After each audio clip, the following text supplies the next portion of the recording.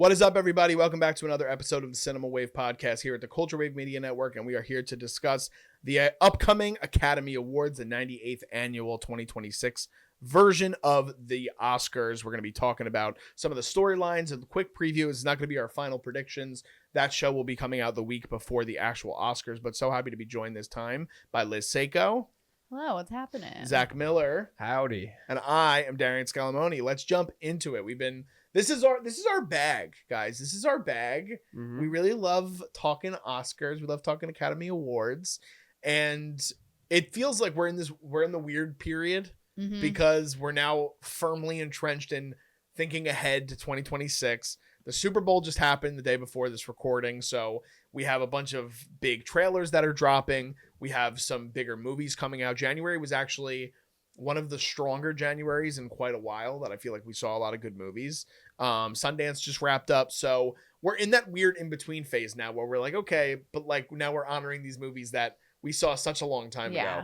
And for this upcoming awards, it feels like even more so because a lot of the films that are nominated came out in the middle of the year or early last year.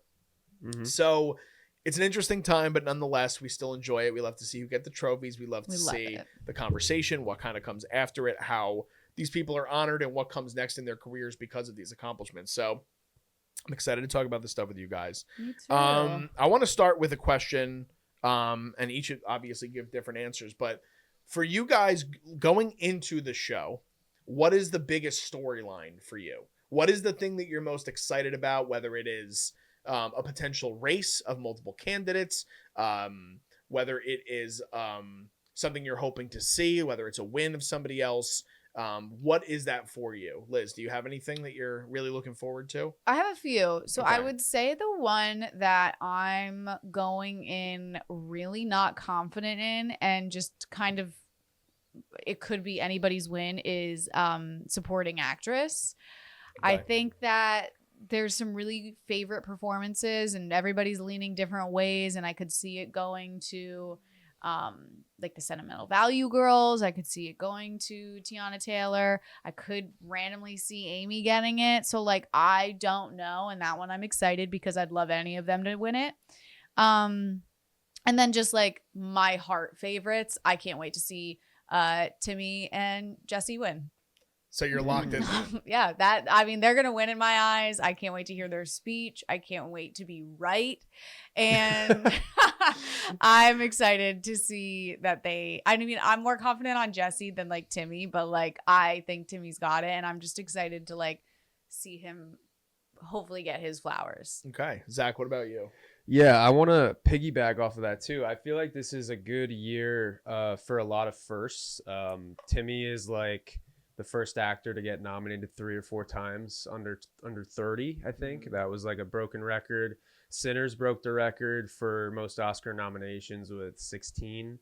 And there's even narratives like Autumn Durald Arkapaw for Sinners. She's the first woman of color to be nominated for cinematography.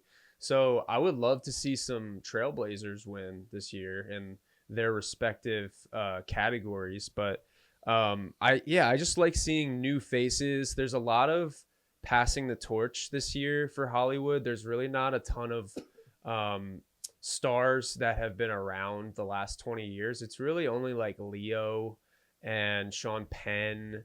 Amy Madigan's been here for a while, but she's coming back into the awards category fold. I mean, there's a couple directors that have been here for a while too, but it does feel like a nice phase of new Hollywood. This was a good year for younger talent or newer talent to big movies on the scene. So I'm definitely interested to see who gets awarded. I'm pulling for Train Dreams to take a couple. I really want Train Dreams I want Autumn or Adolfo for Train Dreams to win cinematography so badly. But yeah. Yeah, I think I do think it's Autumn's to win. Which I mean, I'm happy for her because it's so good. Both the cinematography is great in both of them. Piggybacking a little bit off what Zach said, one of the things there's 3 that are big things that stick out to me. Sinners and Surrounding. How many are they going to win? Yeah, because being nominated for 16 is that weird. You can go a lot of different ways with it because the Academy in probably the last 20 years has gone 25 years, maybe has gone on this streak of kind of awarding a lot of movies, a lot of nominations, and some of them don't always bring home a lot. So or any. So it could be something like Return of the King, where they could win everything, which would be crazy. Or you could see something where they sprinkle in some here and there, which I think is where we're going to wind up ultimately. I don't think this movie's not going to get awarded for anything. It's too significant of a cultural touchstone and a moment and a great film in that as well. So that's one of my big things that I'm looking forward to and kind of excited to kind of shape the narrative around for the next month or so. The other two are just long overdue talents that I'm hoping and I'm thinking might bring home awards finally. One with Stellan Skarsgård finally being nominated, which is insane that he's never been nominated to me. He's just such a great actor, and I'm really happy for him, even though it's a category that I would genuinely be happy to see anybody win because I love all the performances, but I am pulling for Stellan. And then Paul Thomas Anderson. Dude's been nominated like 14 times. He's never won, and I just think it's time. That doesn't mean he has to win every single award. I like to spread the wealth a little bit when it comes to these award shows, but you think directing? Let's bring something home. Give for him something. I think it's gonna win Best Picture. Okay. Best Director, I'm still kind of hung up whether it's gonna be him or Coogler, because we talked a little bit. I don't know if it was the last time we talked the Oscars or off screen, but they have to. The way that these shows work is that they have to find a way to honor everybody or they honor nobody. That's really the way it goes. There really is no in between. So I think that they have to find a way to get Coogler on stage, and they have to find a way to get PTA on stage. And it could be for writing for both and directing for one of them. So one of them goes up twice. It could be, maybe they split it that way. Maybe Coogler gets writing and directing, PTA gets writing and picture. I don't know where they're going to go with it. So that's the big narrative for me when it comes to that. So those are the three big storylines for me, kind of leading into the award show. But this is the most excited I've been in a long time, because I feel like it's a little unknown still. There's a bit of unknowns. There's some great races. The one race, again, like, I mean, I think that Jessie Buckley not winning would be maybe ultimately the biggest shock in the history of the Academy Awards. I'd be really upset. Like, I think I'd have to boycott in a way. I just I can't see a narrative in which she doesn't win. No, Kate Hudson, she's coming on strong, campaigning hard now. Well, good for her for getting in the category. The movie comes out on Peacock the day before Valentine's Day. Oh, I can't and that's wait. What I'm gonna watch. That's when I'm gonna watch it too. I still haven't had a chance to see it. But there's great performers in this category. There are some great performances. I really liked Rose Byrne and If I Had Legs I'd Kick You, even though I wasn't a huge fan of the movie. Emma Stone is just the most reliable actor in Hollywood. Yeah. I think in general, male or female at this point, 7 times nominated. She's like the new Meryl Streep. Like, good take. That's crazy. A good take. But I just think that, like, as somebody who is someone that enjoyed Hamnet but didn't overwhelmingly love the movie like a lot of other people did, I would be upset if she didn't win, because she's so great in the movie. But other than that, and again, this might be a hot take, I think that every other award is up for grabs. I still don't know if... You don't know if Timmy's locked in? I don't know if Timmy's locked in. I think there's a lot of narrative around him and this movie, and a lot of smear campaigns happening as well that I don't really know if I want to get into on this podcast. But who would you like? Who do you think's the closest? I think it's Wagner Moura. I was just gonna say I think he could be a surprise, like sneak in. For that. Yeah, I think that it's really between just the two of them. I think that Leo is going to get some votes. I think that there are going to be people that are going to really pull for Ethan Hawke in what a lot of people believe is his best performance to win, because he might not have another chance like this. A role that he tried to do 20 years ago, and Linklater basically told him to go fuck himself. He's like, that's not happening. You're not ready for this yet. And they're like best friends. Michael B, I think, has a lot more time. And I think that's why I don't really think... In a movie that is overly nominated with 16 Academy Award nominations, I would say that they're going to find a lot of ways to honor the movie, and I just don't think that's the one. Lead actor. There, it's going to be. But you think that Timmy? You think? I mean, you were like 99% sure. Is that where you're at? I'm in. You're 100%. I'm in. Okay, Zach. Well, you at least brought up the chance that somebody else could find their way winning the category. So where do you stand right now when it comes to actor in a leading role? Oh, this is also like really up in the air for me, but I mean, I could see because it's kind of what you were saying, like balancing the playing field out a little bit. Like I could really see Secret Agent winning Best International Feature and then Wagner winning for Best Actor, because then I can see One Battle and Sinners winning several other categories. Yeah. Because I mean, he carries that movie in a way. I just don't know if the Academy would vote in that favorable light. But then how would Marty get in yeah. at all? What do you mean? Marty Supreme. If you're saying that, like, I the could see way that that too. they structure this right now, you think this year is I that they're definitely going to try to get everybody up. Well, again, when I say everybody, it's impossible to get everybody. Well, yeah. Basically, I do think Marty has a chance of being shut out. Mm. I mean, Timmy is the only award I think it has a chance to win. I agree with that. I think that, and again, I don't want to go into it because it's a lot of tabloid stuff, but a lot of the stuff surrounding Josh Safdie right now does not look good, and it's not going to be, it's not going to be his night. Like that's solidified, I think, at this point. And Darius Kanji's cinematography is amazing, but there's a lot of strong contenders in cinematography, as Zach alluded to before. I mean, like, you could argue, even though all the cinematography nominees are great, it really is kind of probably between Autumn and Adolfo. Yeah, because that is One really Battle. or One Battle. But again, I think that's another one where you could see One Battle getting an editing award. You could see it getting writing. You can see, I mean, but let's shift there, just because I'm curious. Okay. We talked about a lot of the acting categories. Yeah. Best Picture as it stands right now, I think there's probably only 4 movies that are that probably stand a chance. And I would say, this is just based on what I think, I would say Hamnet, One Battle After Another, Sinners, and Secret Agent would probably be the 4 that are dominating the category. I mean, I would love for Sentimental Value or Train Dreams to get some consideration. I just don't think that's going to happen.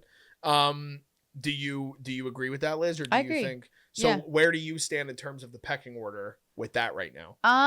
See, this I'm really not confident in yet, because like I have the two sides of me that it's like, what does the heart want, but what does like reality let's break it down. bring? Let's be real. You know, being real, I still am hoping that the world will open their eyes to Hamnet and that they'll appreciate. I think they have opened their eyes to Hamnet, though. Yes, but like I don't know, because it's made like 80 million at the box office. It's a Shakespeare movie. Yeah, which absolutely it should. Shakespeare's one of the greatest writers of all time, so they deserve. Don't get us started. Yeah. I'm going to say something that I think One Battle After Another is a great film. I think it is a film bro film. Film bros love it. It's Oppenheimer all over again. The biggest boy movie of the year. It's PTA. It is one of PTA's best films, in my opinion. Does it mean that it's a complete shoo-in just because it's like the type A film bro movie? I don't think so. I think that there is a part of the Oscars that they really do love, like an art house film like Hamnet. So I could see Hamnet coming in, but a part of me also was like, I mean, they gave Sinners all of these noms. Like, I think Sinners is being a little slept on in this conversation of potentially taking Best Picture too, Zach, just because of how grandiose One Battle is. Yeah, I was gonna add exactly that. I think for the amount of attention that Sinners has gotten, I think like that is their. I think a lot of people will be shocked if it doesn't win. Me personally, and us in this room, maybe not, because there's a lot of good nominees in this, but I think because of all the acclaim and the attention, that's like really poised to win it. But I do agree with you too. Like the One Battle is like the PTA glaze has been here for, a decade now, and he's made a hell of a lot of great movies. But there was even some of that with Licorice Pizza the other year. Yep. There was a lot of like, oh, this is his shot. Like they're going to finally do this. And then One Battle is a better movie than Licorice Pizza, in my opinion. But I think like does the Academy like PTA enough to give him his flowers, or are they going to do something that is a little bit more aligned with what they're progressing towards, I guess? Or I don't know. I just think culturally, what you were saying, Sinners had a big wave of it. The Secret Agent, I might strike for my like possibles, because even last year was I'm Still Here, and it was Brazilian as well, and I thought that was maybe like a little bit better than The Secret Agent, and it was not really thought about at the Oscars. I think it only won maybe won international. I think it won international. It did. Yeah. So I think, I don't know. I mean, I'm thinking Sinners. Do you believe in Marty Hamnet or Supreme. not really? You think Hamnet's No, I out? do think Hamnet is number 2 for me. I think Train Dreams is too small in this field. Train Dreams is not going to win Best Picture, Yes, guys. exactly. I hate to break it to the I'm both just of you. You know what has a better chance than Train Dreams to win Best F1, Picture? right? F1. Yeah. Shut up. It does, You totally does. I think in this sense, I would be shocked if, I Imagine. I would so. probably put Yeah. I would put Train Dreams at Last. either 9 or 10. And people in the comments, if you haven't seen our previous podcast, don't come after me if you love that movie, because I adore that movie and I want to watch it every week of my life. I'd put Yeah, we Begonia love at it. 10. But it's probably 9 or 10. I mean, F1 is such a fun time, but it's not Best Picture. That one snuck in there. Yeah, I'm I was shocked. so happy F1 I was nominated for shocked. Best I had a Picture. great time watching It's a great it. movie. Yeah.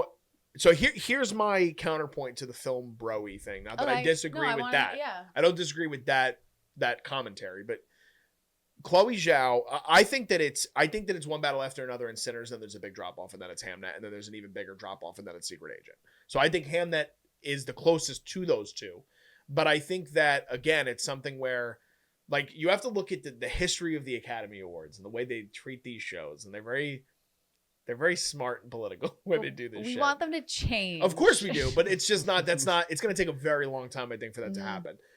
She's won Best Picture before. She's won Best Director before. PTA hasn't won anything, and he's been nominated over 10 times in his career. And the only reason I can see them shifting to going away from him again would have to be something that is culturally defiant, and that is Sinners to me. And that's why I think it really is between those two. I think that I will say, and I've said this on the review we did for Hamnet, I think Chloe Zhao directed the shit out of Hamnet, and it completely, honestly, changed my whole opinion on her as a director, because I thought she was very overrated. I did not like Nomadland. I actually thought her Marvel movie was decent, but a lot of people don't like that movie at all. But she killed it with Hamnet. I think the strongest part of that movie, other than Jessie's performance, is the direction. Yeah. But I think that again, there comes a point where it's like they have to honor different people. It's like, again, like going back to the Return of the King sort of narrative, but like it took them 3 movies to recognize Peter Jackson and what that franchise did, which is like a culturally defining sort of moment. Martin Scorsese, it took him 3.5 decades to win for The Departed, and that's just director. But he did win Best Picture, obviously, for that too. So I think that there's definitely still a shot for Sinners, and I don't think it's completely out of the realm of possibility. I'm just leaning more towards, I think that they're going to, again, a lot of people believe it's PTA's best, and if there was ever going to be a time to have his movie win, it's going to be this time. Because, again, it's also a movie that deals with a lot of today's politics. It deals with modern society, and I think that Sinners is a bigger, bolder swing. But I think Coogler's got a couple more Sinners in him. Like I think that he, and I'm not saying like that's not to undermine Sinners, because I love the movie, but I just think that he's a young man in an old man's game. He's got a lot of time left, and he's going to be making a lot more movies that are going to be in consideration for this stuff going forward. I would say PTA too, though. PTA is not that old. No, but Coogler can't. I don't even think Coogler's in his 40s. Yeah, I think he's like 35. Like that's something like that. That's very young. But also, to add off of this, weren't we talking about like the age thing? Like, is that also okay for like the Leo Award for The Revenant? Like, do you think that it's fair just to put off a great piece of work because this other person has been around longer? I don't think it's fair, but I think it's the way it goes. I do think that's how they do it. But I don't think that they do that, because they didn't do it last year with Best Actress. Who won Best Actress last year? Oh, Maggie Madison. Yeah. It was her first big role ever, and they gave it to her. I mean, I don't think it's a one size fits all. Yeah. But I do think that there are trends that you can look at and you could follow, and I just don't know. I think that how many, like, I'm trying to think, how many directors have won Best Picture multiple times? Let's Google. You know, like, that's something, like, so even, like, The Departed is another good example. Like, Martin Scorsese, I don't believe is a producer on that movie. So if he didn't win Best Director, he wouldn't have had an Academy Award, which is crazy. Multiple Best Directing Oscars or just multiple Oscars? I'm saying the question is a director who directed multiple Best Picture winners. I don't know if there are that many, if any. I'm trying to think off the top of my head, like in most recent movies that had won, like we'd have to, again, this is taking research in live time. Multiple Best But Picture. I'm curious, like I don't think that they really go that way. I think that they like to award people, and that's my argument against. So based on Google, I don't know that this is true, but we're gonna go based on it. Are there 2, multiple 4, people? 6, 7. Okay. 7 people. Spielberg's one of them. Yeah. Okay. Clint Eastwood, Really? 2 For wins. what? Unforgiven, $1 Million Baby. Mm-hmm. $1 Million Baby won Best Picture. Yeah. Mhm. Whoa. Okay. And That's a then surprise. there's also I'm not really familiar with these names, but John Ford. Okay. Yeah. It's old school. Oh yeah, Milos Forman. He did One Flew Over the Cuckoo's Cuckoo's Nest. Nest. Mhm. Coppola, right? Is that I'm looking at the same thing? For Godfather and something else, maybe. Probably. He's not on my list, but I'll give it. No? I go for it. Go for it. All right, we've come. believe you. Well, all I'll say is this. So there's a few. So it's possible. It's possible. It's possible. It is possible, but it's a very small percentage, and we're talking years in between. Like Unforgiven, I believe, came out in '92. $1 Million Baby came out in 2004. Mm-hmm. That's a decent gap. 12 years. I can't see. And again, this is just the unfortunate reality of some of the politics of it. This is But not, I don't think that's true actually, because John Ford won back-to-back Best Pictures. Yeah, but this is what, in the 50s? 40. Yeah. But then But no. it's a different. I'm saying that's a very different academy The westerns than what too. we have nowadays. It's a very different academy. Birdman and the Revenant. Inarritu. Right? Revenant did not win Best Picture. Oh, so maybe I'm looking at the wrong That list. Inarritu now. won twice for Best Director. Best director. Yes. Yeah. Okay. Okay. Yeah. That's So, what this one is. That's what that list is? He won back-to-back Best Director. No, I know, but I'm saying, is that the list you're reading? No, I'm Oh, it jumping. is? I'm Okay. jumping All right. lists You're- now. you're I'm freaking me all out, over the Liz. place. I'm You're freaking me I'm out. jumping around to All try right. to The prove that point- she has hope. I'm She not, has I'm not hope. saying she doesn't have hope, but the point I'm trying to make is I cannot foresee a world in which a film that she directs and she produced, I don't know if she produced Nomadland, but I think she did. And she's also a producer on Hamnet. Oh, she's not a producer on Hamnet. That's a little bit different. But I can't foresee them awarding a movie that she directed 5 years ago and then 5 years later being like she directed the greatest movie of the year again. Especially in a conversation like this year where there's a lot of worthy movies. Not to say Hamnet's not. I just can't see them going that way. I can't. I have hope, and we're only gonna have to wait to find out. We're gonna have to wait We're and gonna find have out. You know, another point I want to throw in there for Yeah. Liz's sake is Stop Spielberg. defending Liz and her love. I'm for gonna Chloe defend Zhao. Liz. Don't tread on Liz, okay? All right. So there's Steven Spielberg is producing that. Who's very And Sam in, Mendes, and yeah. Sam Mendes. So there is a little Academy glaze. There is Academy There's a little- cachet. Yes. There is. It's sprinkled in there, as you just did with your hand Well, movements that there- weren't on screen. But yeah, I as I said, I think it has the third best odds.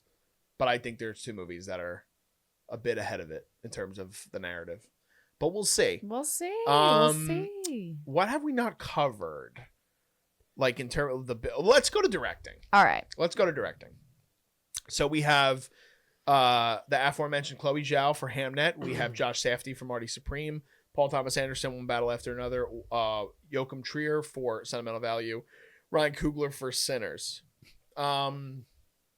Have you? Let's go to Zach. Let's go Yeah, to Zach. I want to hear Zach's thoughts Where first. are you at with this right now in terms of this race? And do you think that do you think it's something similar to what Liz and I were kind of just alluding to, where they're gonna try to share the wealth a little bit and they're gonna try to shift to where everybody kind of gets their moment on stage? Yeah, no, I completely agree. I think what you were saying about like somebody comes up once and then another person, like I think the most prestigious quote unquote awards of the night are Best Picture and Best Director, given the categories in the field, and then like the acting awards. That's usually what they create all the hype around too, anyways. But I could see PTA winning directing and Coogler winning Sinners for Best Picture. So I think it's going to be a trade-off. I believe. I don't know if it's going to be two of the same. So I think it's going to be like, you know what I mean? Is like, it's not going to be Sinners for Best Directing and Picture. So I think it's going to be, it's tough. I think Marty, Hamnet, no, Hamnet's not out. I think Sentimental Value is probably out given the category. So I would say it's between those three. But yeah. I think there's also, I mean, it's possible because we've seen it. There is a narrative again where Coogler only wins for writing. I was gonna bring that up because he just won the DGA. I know, which is the biggest award that you can win other than the Academy Award for directing. He won the Critics' Choice. He won another one. Was it Gotham's maybe? One of those. Yeah, Gotham's is a smaller award show though, but I think he did also win at the Gotham's. But I don't know if it was last time you brought this up, Liz.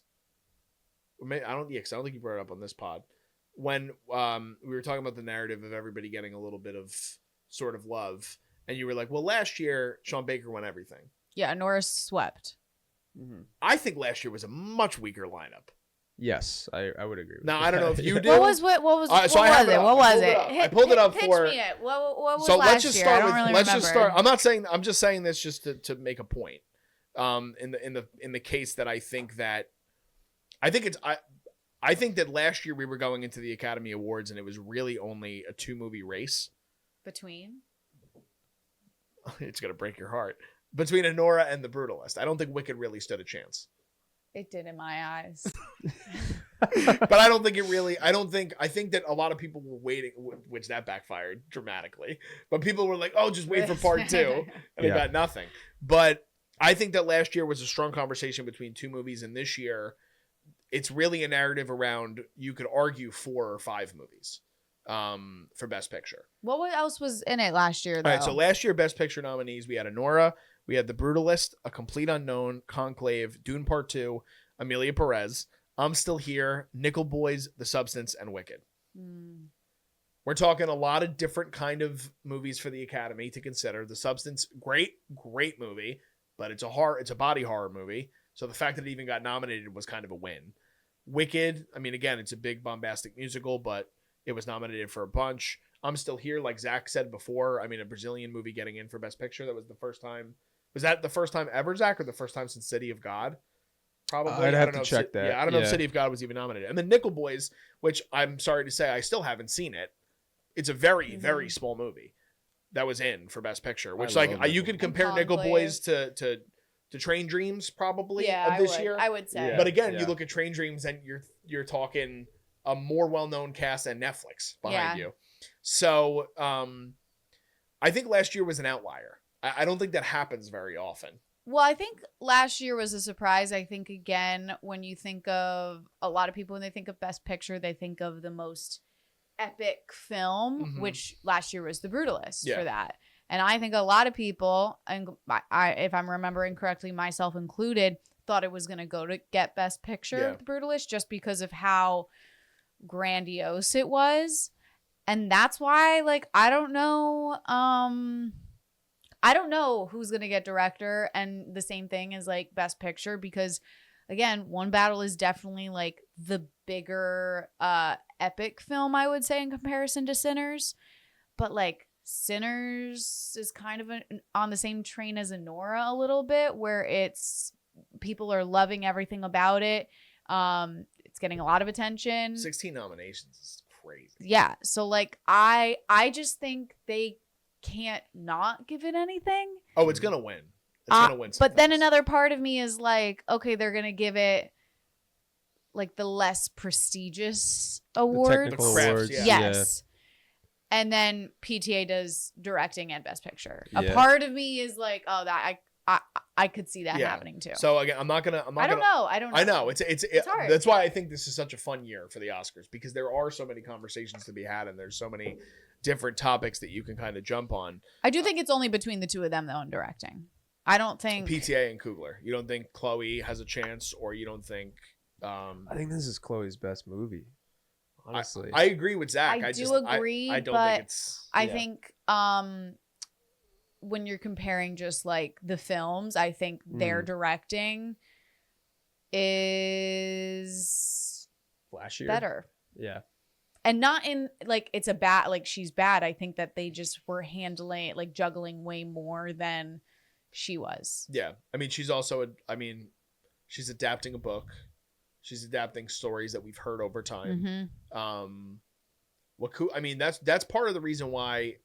I mean, I love both PTA and Coogler. I think Coogler really deserves this award. I do too. I'll be honest. I really do. I want him to get it, but I don't know if he is. Yeah, and but that's that same conversation that I get back to with Timothée Chalamet, and maybe I flip flopped on Timothée Chalamet.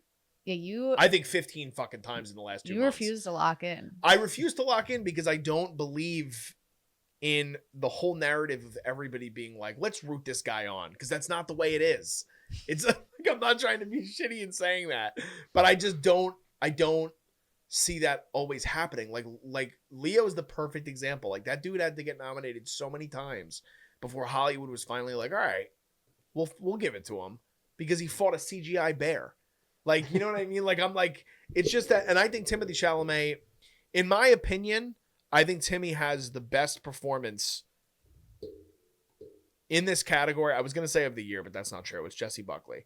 I would say besides Jessie Buckley, he probably does have the second best performance of the year to me. I think so.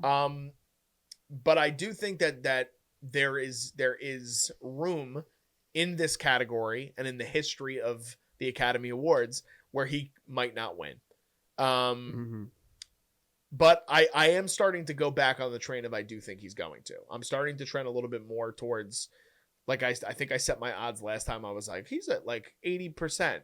Then I went down to like, it might be 50-50. Now I think I'm back at like 70-75%. I think he's going to win. Okay. I mean, I hope he wins. I think that his performance, the movie that he's in, relies on his performance a lot more than the other performances. Yes. Yes. And it is, like you talked about, it is grandiose. And I really think the only performance within, I mean, Wagner Moura, again, it is very similar in terms of the whole movie kind of does rest on his shoulders. I just don't think it's a movie that they always want to honor in that way. And again, Fernanda Torres is like the most perfect example of this. Yeah. Like, she got the nomination. That is what the win is supposed to be for them, which is unfortunate. And hopefully that narrative changes as well. That's why I think, like, I don't think Ethan Hawke is going to win, but it reminds me of that Academy trying to get behind somebody and being like, you know, Ethan's been in the business a long time. He's been here since Dead Poets Society. He's been here since the 1980s. And like, Timmy's going to have other moments like this. And I do think that it comes a time where you have, like, is this the movie that's going to break him through? It should, but will it? I'm not fully confident in it yet. I think it should. I think his performance is way better than everybody else's, and not that like everybody else's is bad. I just think that this is our first time really seeing him like transform into a character. And like Ethan Hawke, I finally watched Blue Moon. I really enjoyed it. Do I think his performance is interesting the entire film? No. And I think that is what determines like who wins. Like, are they captivating the entire time that they're on screen? And if you're not, you kind of don't deserve to win, in my opinion. Yeah. Even if you like have transformed. Timmy, I literally was like, holy shit, this is the worst person ever. But like, I can't keep my eyes off of him. And like, I want this guy to win, but like, I don't. Which I find is a very dynamic performance. But I don't know. Maybe it's just me being hopeful. Well, I know you want him to win. I think he is. I'm like pretty confident. Zach, you again broached the topic of potentially somebody else winning this award. So at this point in time, where are you at with it? See, I'm between Michael Bay and Timothy. But I think like Liz makes the best point about like if you have to look at all five of these guys, Timmy does carry like substantial emotional complex story weight, like everything. Like it's all on Marty and his character and how his chemistry and his relationships in that movie have an effect on where the story goes. I don't know if I necessarily get that out of the others, maybe Leo in some points, but not to the effect that what Timmy has to do, and he's on a roller coaster ride of his emotional intensity. You don't know what is about to happen. Michael B is like, he's my guy through and through, but if it's like comes down to that movie, it is an ensemble movie, and it is like he is the centerpiece of that ensemble, but it is a product of the staging of the environment that we're in, the setting, the period, the other characters that he meets, and the storyline being like years and years and years of history, and like it's a cultural but like lightning in a bottle is Sinners. And I don't know if Michael is like the biggest thing that gets that. I don't know, it's like this award could be taken so many ways, but like you made a good argument, Liz, and I'm not gonna disagree with All it. good. Listen, I don't I'm a good debater. She was on the debate team in high school, folks. I'm backing Liz tonight. I've endorsed Liz. Well, all right. Well, you know what, Zach? You're gonna back me on this one because we're going to actress in a supporting role. All right. Liz is going on the narrative for quite a little bit now that she is shocked by the fact that Amy Madigan might win this award. I am. She's gonna win. I the hope award. she wins it, but I'm shocked. I'm really shocked by it. Zach, will Amy Madigan win this award? 100%. See, you guys really are that confident? I'm not. Yeah. I'm sorry to cut you off. No, you're good. You're good. No, I'm not gonna say it's 100%. Okay. 98. It's definitely trending that way. It's 98. Wow. It's definitely trending that way. Zach, Yeah. back me up, bro. Okay. All right. So same thing. Weapons Man does not work without Amy Madigan's performance and the eeriness that she brings to it. It could just be another supernatural, weird, quirky horror movie. Not that the movie is bad with everything else, but everything else is great. But it's another situation. Does she get the award at her age? It's a hell of a performance. I think, okay, then going down the list, Elle Fanning and Inga for Sentimental Value.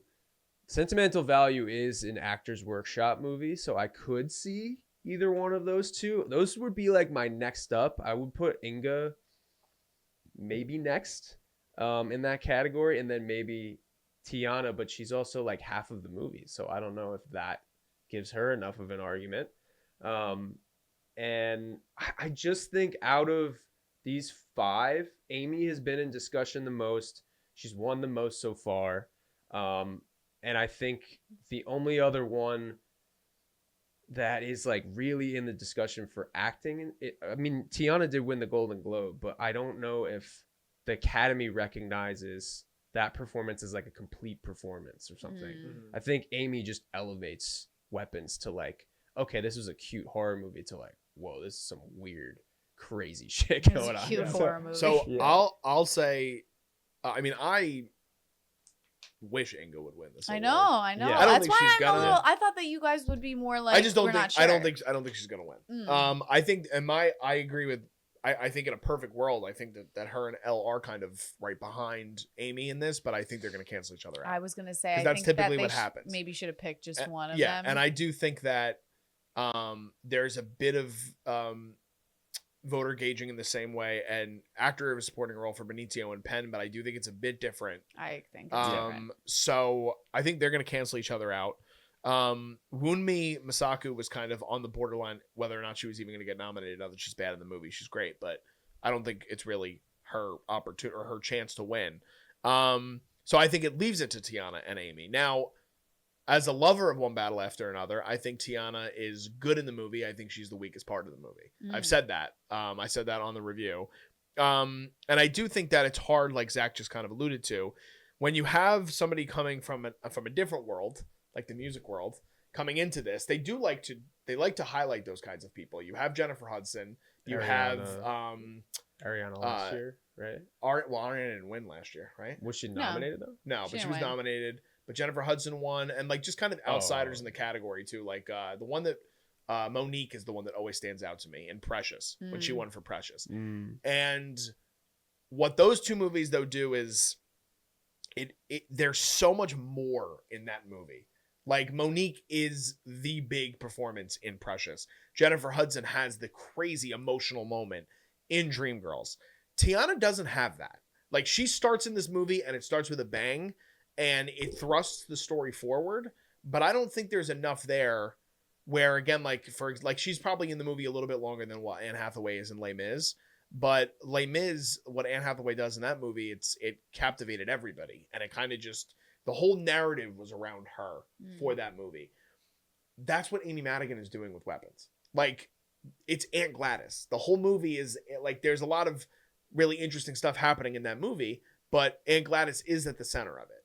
And it's a character that I think is going to be synonymous going forward. It's going to be like, they're already talking about doing another movie with like a prequel to how Aunt Gladys became Aunt Gladys. Which I think they should. With Amy Madigan. Yeah. And I think that in other categories where I think there's a chance that, I really do think that even though the category is strong, I think it's between Amy and Tiana. And I do think it's going to be closer, but I do think that Amy's going to pull it out. Interesting. But you think Tiana, that's where you're leaning right now? No, I really don't know, to be honest, because I think I'm just really surprised by like Amy getting this much attention. And like, I agree with what you guys say about Tiana. Like, I don't think that she has that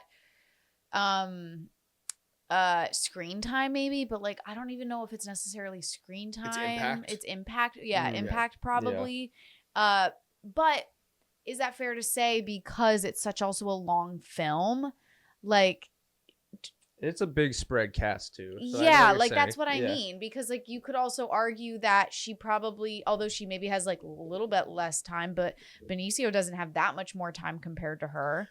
That's a great example, but that's kind of, I think that might back our point more. Of why he's not going to win? No, that he has a better chance because he made more of an impact. I think he's in the cultural zeitgeist and conversation a lot more coming out of this movie than she is. But I think she did make a cultural impact. I think maybe just not on you guys. It's possible. Yeah. People like love her performance, just like how right out of the gate she goes, how just how she just like takes control of the camera right from the beginning of the film. And then the movie does open with her. Then the argument also is you do then feel that missing character when she's gone. Yeah. And that's what the other characters feel is her missing in the storyline. And like you then feel it as the audience too. So like I could see the argument for her too. It's a fair point. I think that I don't know. It's probably between the two of them. I can't really see now that you guys have like pitched me on it, yeah. I agree. Sorry. With the even Benicio though, for me, I kind of stand in the same Tiana range of like he had a more recognizable performance in the movie, but I don't think it necessarily constituted an Oscar nom. I think it was Sean Penn. I think that, and I think that's a good point to transition to, Zach.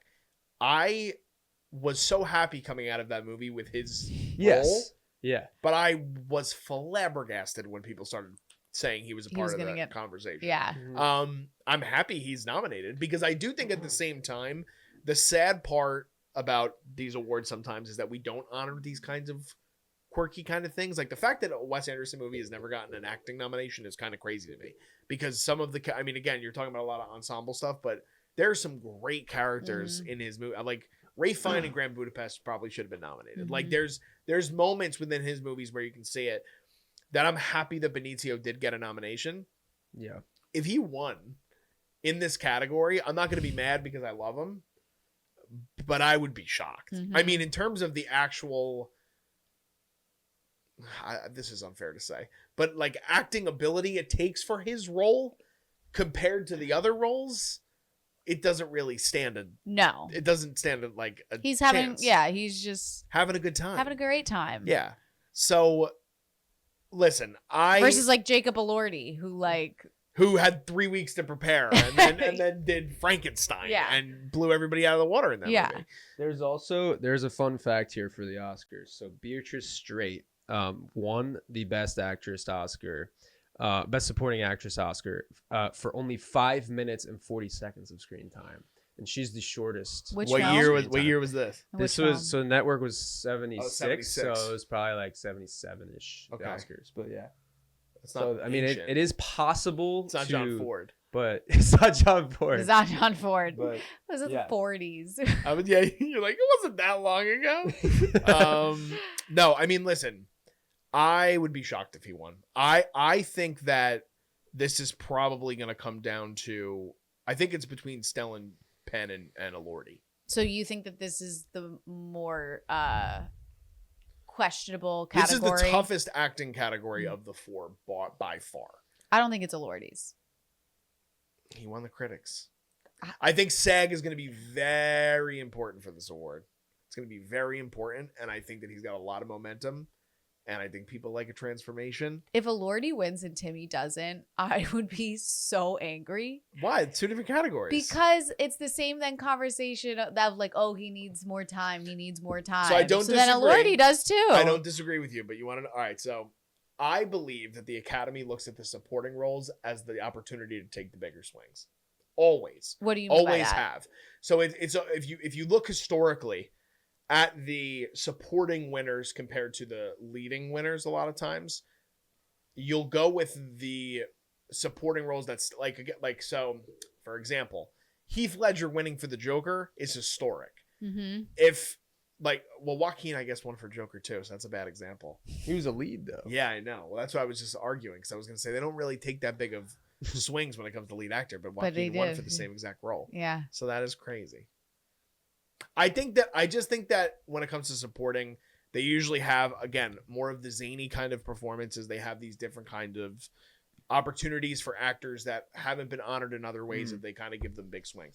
I don't think Elordi's gonna win, by the way. I don't think it's. But I think he has. at I think he all. has a chance, and I think that if he wins the SAG, I think he might leapfrog Stellan, and I think it might be between him and Penn.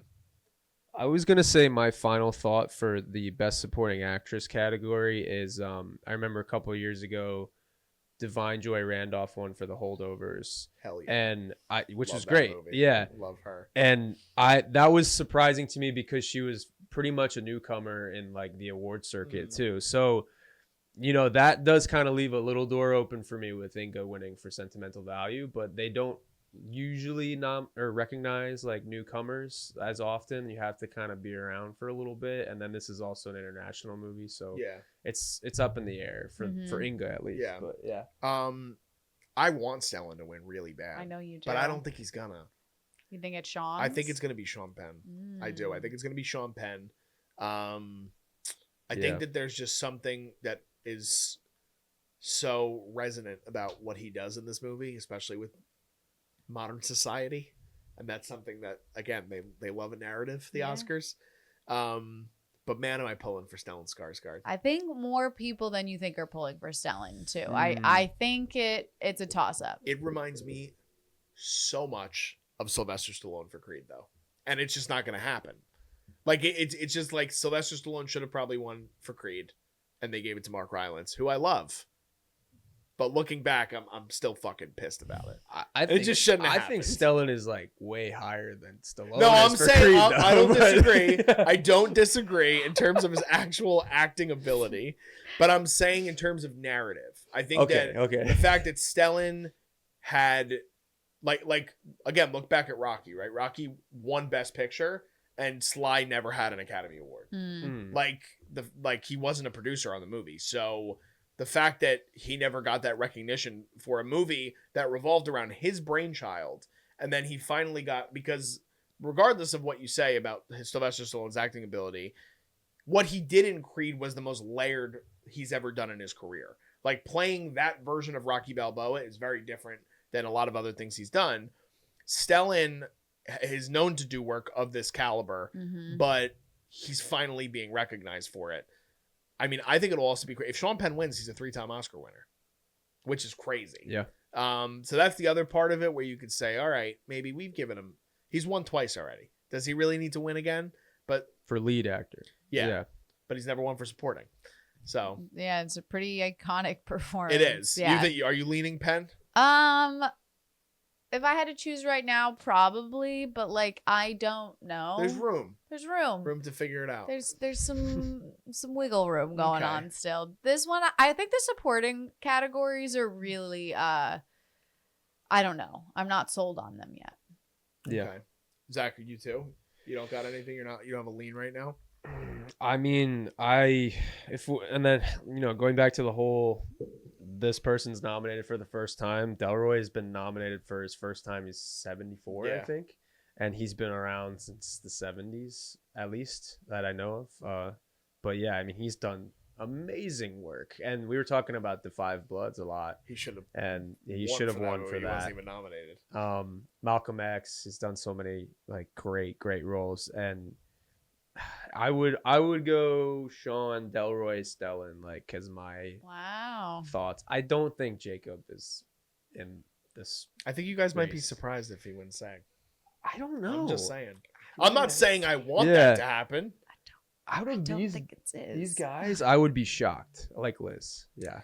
We'll Take see. away the makeup and the art design. Is his performance that like That's how you I know what I feel. mean? If I you think take he elevates away, the movie. Yes, I think do he elevates the too, movie. but like I kind of the same thing that Zach and I were talking about with like Timmy, like take away all the other elements of that film and just focus on like the work that him as a person did, that he had to do, not the makeup, not anything else. Like, is it actually better than the other performances? That's kind of how I like to go with these categories. I don't think his work is way better than like what Stellan or Sean did. No, I agree, but I think you're thinking with your heart, and that's why. No. Because sometimes they do shit that you're like, what the fuck?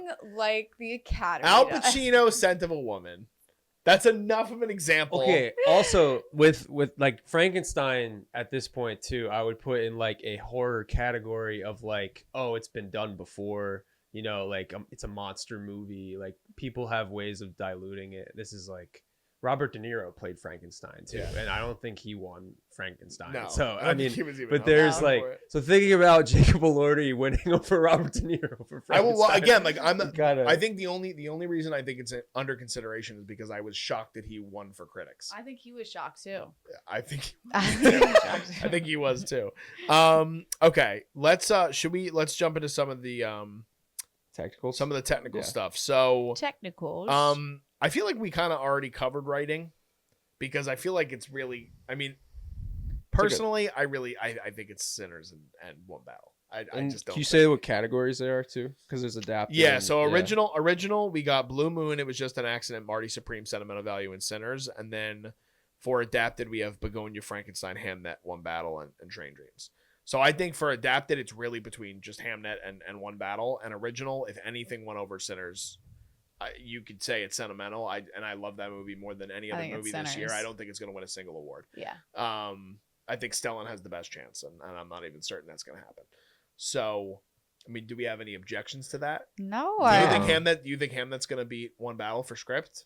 I think that if One Battle, like I think if PTA takes directing and One Battle gets one Best Picture, I think Hamnet could win writing. Okay. Yeah.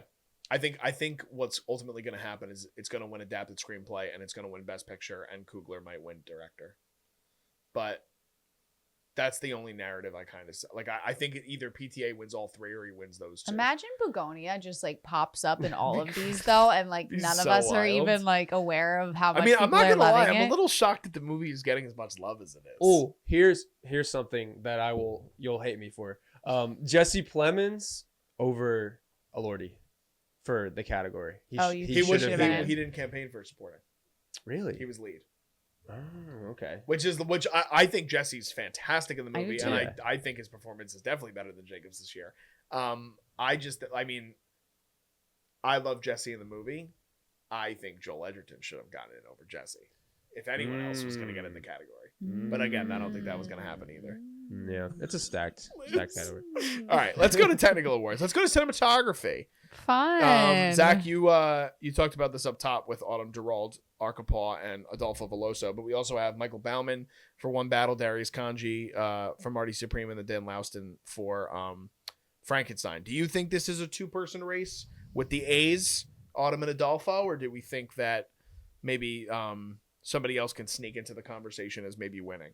Yeah, well, Kanji has been around for a long time. Like he shot 7, and there's like a slew of work that he's done. I have to look up if he's won, but I think that it is a 2-horse race. I really think Autumn is the front runner. But if you're to talk about cinematography that has the biggest impact on the story, I was just having a conversation with my friends about this the other night. But like, this day and age, like, why do movies look not the same that they used to or something? I think it's because they're not taking the care to the approach of like, how can we heighten the narrative with the visual chemistry on the screen? So I think Sinners and Train Dreams really elevate that for me with the story. I don't like One Battle is impressive with the format that they shot on. They shot on VistaVision, and they have a lot of great cinematography. I just don't think that comparably to the other two, it holds the same weight. Train Dreams, I just feel immersed in a storybook and a portraiture of somebody's life, and I feel like I had a lived experience that felt both documentary style and I don't know, I just emotionally went on this roller coaster with how it was shot and photographed. And Sinners is like so awesome with the research that they did, the formats that they did. You really feel placed in the period. There's aspect ratios that have not been mixed before. There is just like a whole scale to the approach of that cinematography blended with visual effects that you don't even notice. It's like those two just are above the rest, in my opinion. And then if I were to go down, I would probably put Marty and then One Battle and then Frankenstein. Yeah. But I think that for all the reasons that people might consider One Battle, it would be why I think Sinners is going to win. Because I think it's the same thing in terms of the different sort of technological advancements they made and the impressiveness and the epicness of what the movie is, while still also being like commercial and looking as great as it does. Train Dreams is my favorite cinematography of the year. I think that like the crazy thing is that Train Dreams is nowhere near as good of a movie if the cinematography isn't what it is. Yeah. It really does. Like Zach, I think you put it perfectly. It puts you in a storybook of this man's life, and like it almost feels like wondrous. Like you're watching it, and you're like just a fly on the wall to this man's life. That's just so epic and scale. It's beautiful. It's unbelievable. I love it. But Sinners, I really think I would be shocked if it didn't win. Yeah. Like, I think that Autumn's work and there's just moment. I mean, even the stuff that they had to do with Michael B being twins, how they had to shoot that and how they had to decide how they were going to do that. They built specialty cameras for this movie. So the fact that they did that, and I mean, Nolan was like a consulting producer because of it, or just a helpful hand on set, talking to Coogler a lot for the preparation of how this movie was going to be shot. It obviously had a lot of thought behind it, and I think that I would be very surprised. Do you agree, Liz? I agree. I think it's hers. I think that a woman has never won this award before, and I think that it's going to be this year. Yeah, I do. definitely. I think that they're campaigning for it, and I think that they know that she deserves it. Yeah, she definitely does. All right, we've been going for a while, so let's each pick one category that we haven't talked about that we want to kind of dive into really quick. So Liz, we'll start with you unless you want me to just hit it so you could look. No, I can just grab one. Okay. Let's do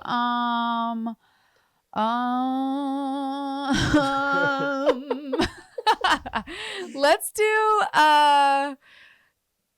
do you want me to do one? I'm looking at it. All right. Let's talk castings. It's the first time the award's ever been presented. Fun. Great. That's a good Academy one. Awards. There you go. This is near and dear to my heart because I love the whole process of casting and what goes into it. So for the first year of the category, we have Hamnet, we have Marty Supreme, One Battle After Another, The Secret Agent, and Sinners. It's interesting because it's a category that this is why I think the narrative around this category is so interesting, is because unlike all the other categories that we've been debating all night, we have nothing to go off of. We have no idea how they're going to pick this award, what it means. Like, I think it's very interesting that Sentimental Value has four acting nominations and wasn't nominated for Best Casting. So I don't necessarily understand really how the category works yet.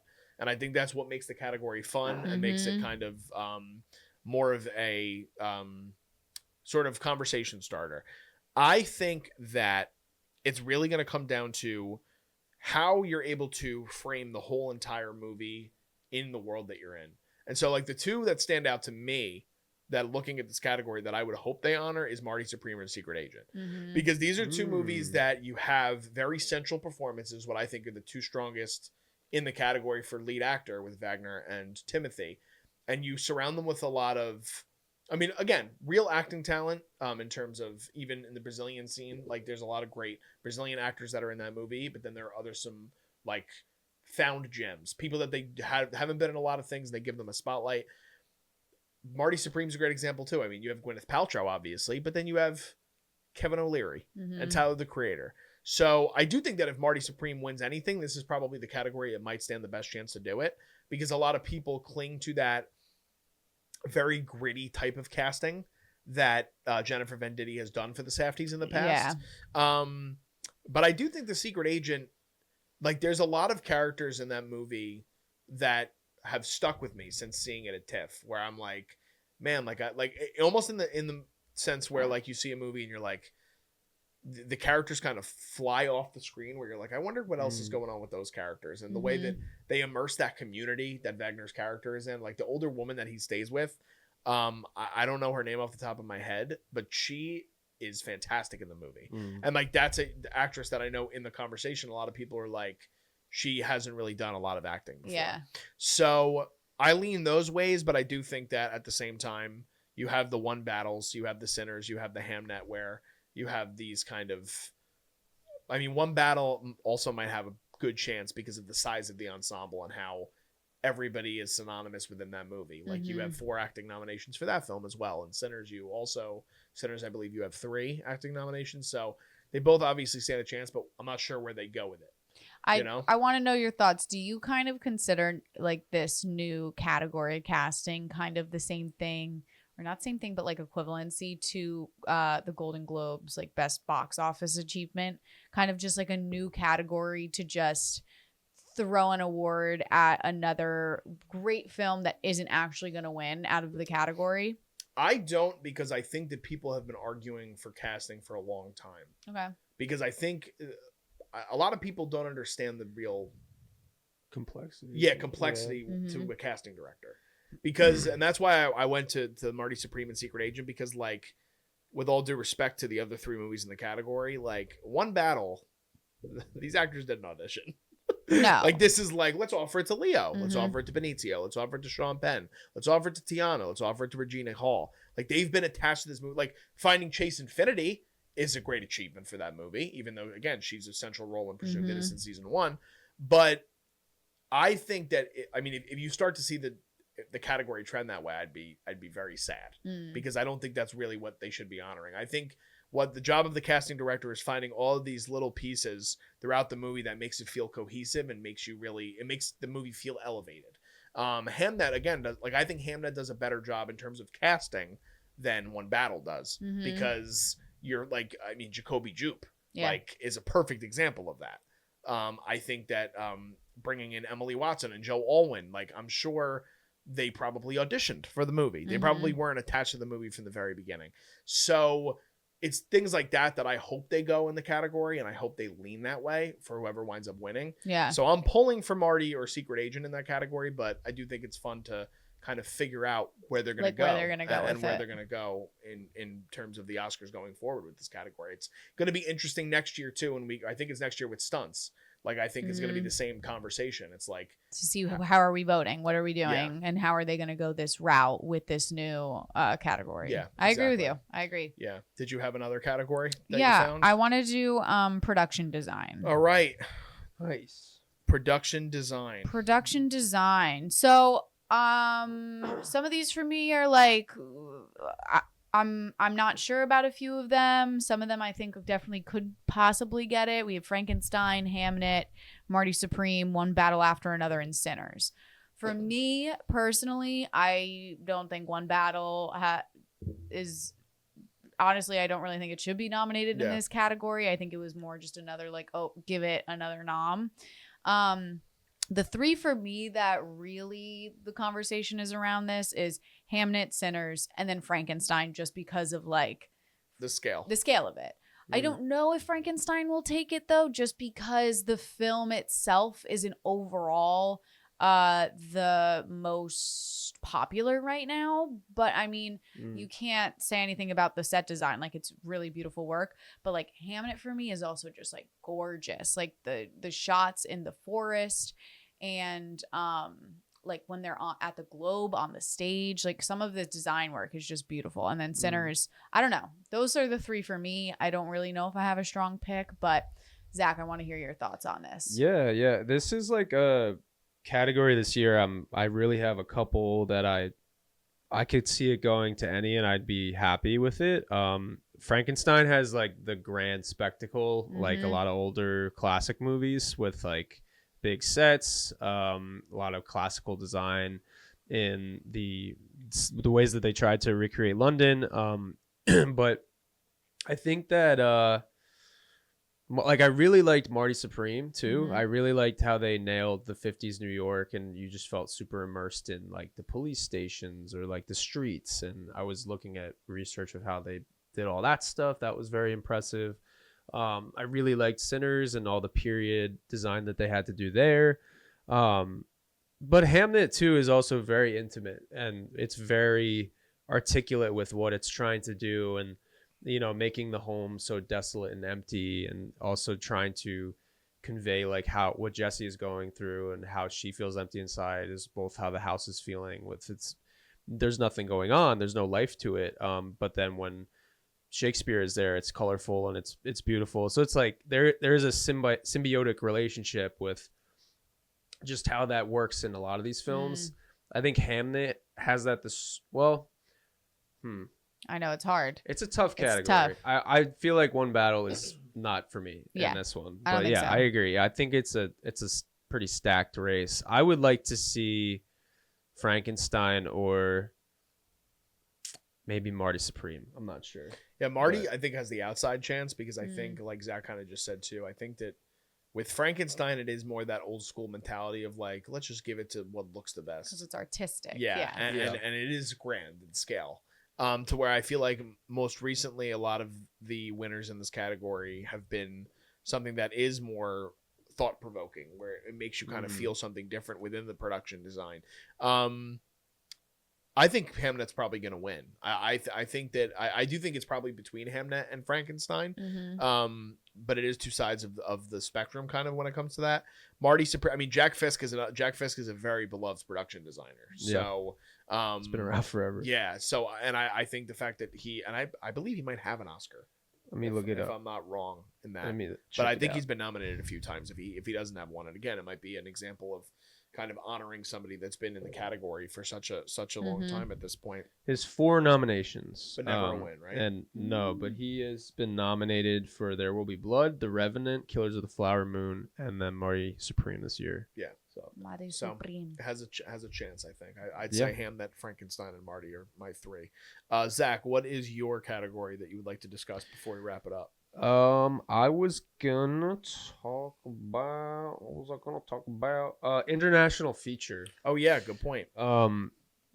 This is a very very interesting category, and I would be happy with basically anything in this year. I'm Still Here was so great last year. I was so happy about that. Secret Agent is a strong front runner. I loved It Was Just an Accident. It was very hard to find this movie, but like if you guys have time, definitely check it out. And then the story behind Jafar Panahi going through Iranian prison systems just to get this film made. I mean, just to express himself. There's so much like backstory to that. And then Sentimental Value is like one of the most beautiful movies I've seen like internationally in the last 5-10 years. Like, it was great. So those are my like 3 front runners for that. But DJ, what do you think is like, you told me Sentimental Value really hit a nerve for you too. Like, I mean, it's oh man, you love I don't know it. if that's your pick, but yeah, I know. It's not. I'm so sad to say that it's not my pick because I just don't trust it. I don't trust that they're going to give it its flowers that it deserves. There's too many movies that I've been let down with in recent years where it's like a movie that I absolutely adore, and I'm like, the Academy, they're going to figure it out, and they like The Iron Claw is like the most recent example where it's just like, how is that movie not nominated for literally anything? I would love for Sentimental Value to win. I think Sentimental has an outside chance. I think it's probably between Secret Agent and maybe it was just an accident. Surratt is another one that like I haven't seen it. I haven't either, but it's been brought up in the conversation a lot. I believe it also Surratt got another I think it got 3 nominations. So it's a movie that clearly the Academy likes, that it's getting nominated for multiple awards. It might have gotten a screenplay nomination. It's sound too. Yeah. So I think it's Secret Agents to lose. And I really, Secret Agent was also my top 10 favorite movies of 2025. So I would be happy to see it win as well. But I'm pulling for Sentimental Value. It's just a movie that I've seen it twice now. I'm probably going to watch it again before the Oscars. And yeah, I mean, it's the strongest international feature race in quite a while, I think. And there was a lot of movies that people felt like missed out. No Other Choice. No Other Choice is another great one. I recently saw The Sound of Falling. I thought that was a great movie from Germany. I heard about it. So it was the most stacked year, I think, for international feature. But yeah, I mean, No Other Choice not getting nominated, it's tough. I think that's a political. I think it's a political thing. It is. It definitely is. But anyway, so we talked about a lot here. We didn't give any final predictions, as I said in the beginning of the pod. If you stuck around, we're going to be doing our final predictions for the Academy Awards. The episode will drop the week before the Oscars. Not sure yet if we're going to go live for the Academy Awards this year, but we'll keep you guys updated on that. If we do, it'll be a fun night. We'll talk about a lot of different things. But let us know in the comment section, what do you guys think? What are your predictions or your thoughts and your favorite storylines going into this year's Academy Awards? There's a lot to follow. What are some of your favorite movies of the year that you've already checked out? What are some movies that we've talked about tonight that you haven't had a chance to see yet? You have about a month and change to catch up on all these movies. A lot of them now are available for you guys to stream, so hopefully you guys are checking them out and you guys can get caught up in the conversation and the commentary with us. But also, we're covering a lot of other stuff on the channel. Be sure to check out our coverage right now, week to week, on some series like A Night of the Seven Kingdoms and Jujutsu Kaisen. We have movie reviews upcoming for Crime 101 and Wuthering Heights, and I have some Sundance reviews up on the channel as well. And you guys can follow us on social media if you don't already. All that stuff is below me in the video, and it's also in our YouTube description. So just signing off, I'm Darian Scalamoni. I'm Liz Seiko. I'm Zach Miller. And we'll see you guys next time. This is The Culture.